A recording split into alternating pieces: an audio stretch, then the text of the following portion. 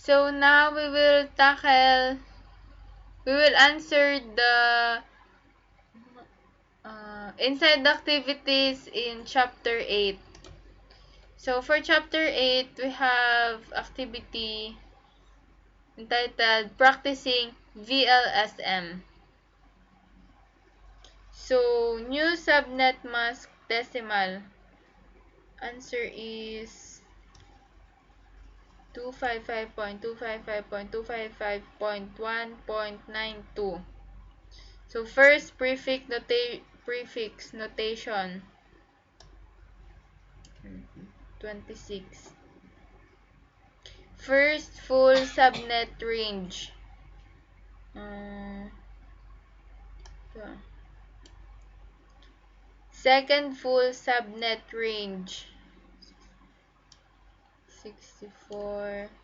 And the last full subnet range. Now we will check. Oh, you have correctly calculated the subnet.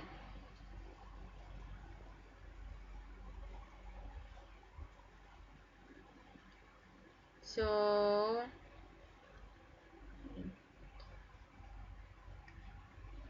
what is the subnet mask in dotted decimal notation?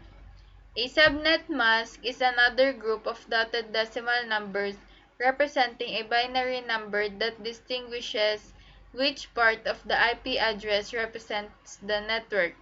The subnet mask is used to allow computers to determine whether the addresses of other computers they wish to communicate with are on the local network or on a remote network. If the computer resides on a remote network, the communication request is sent to the default gateway. It is expressed in dotted decimal notation as 255.255.255.1.92. As you can see, it is very easy to determine the dotted decimal equivalent of a subnet mask that divides the address at an octet boundary. However, some subnet masks do not divide the address at an octet boundary. So for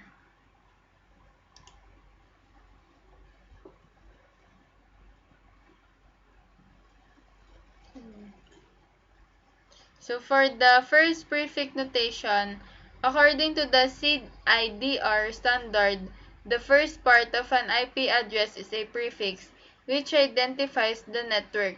The prefix is followed by the host identifier so that information packets can be sent to particular computers within the network. With the classful routing system, individual networks were either limited to 256 host identifiers or overburdened with 65,536 identifiers. For many network enterprises, 256 identifiers were not enough and 65,536 were too burdensome to the use efficiently. So, on the figure 2, part 2, practicing VLSM, we will answer again. So, use table 1's second full subnet range and VLSM to calculate the 2 users per subnet.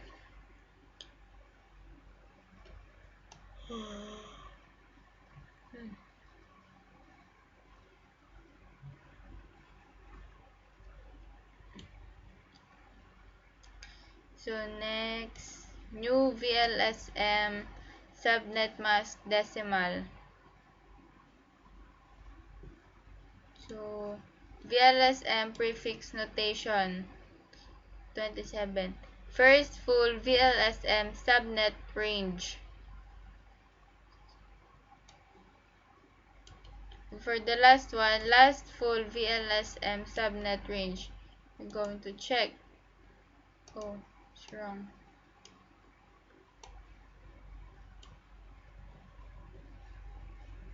I'll check. So you have correctly calculated the subnet using VLSM. So, what is subnet and why do networks need them?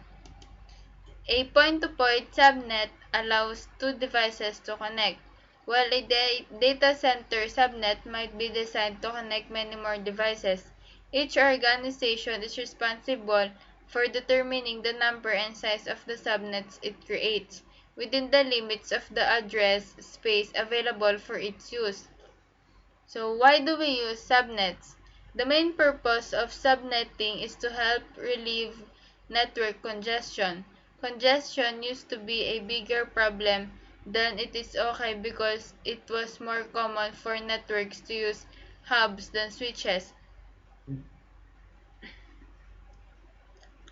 When nodes on a network are connected through a hub, the entire network acts as a single collision domain. What is the advantage of subnetting? Common advantages of subnetting include enhancing routing efficiency, network management control, and improving network security. While these are just a few of the benefits that subnetting provides, they are the most noticeable after immediately implementing a subnet system. So now we are done discussing the inside activities for chapter 8, and on the next video we will discuss the summary of chapter 9. I hope you learn a lot.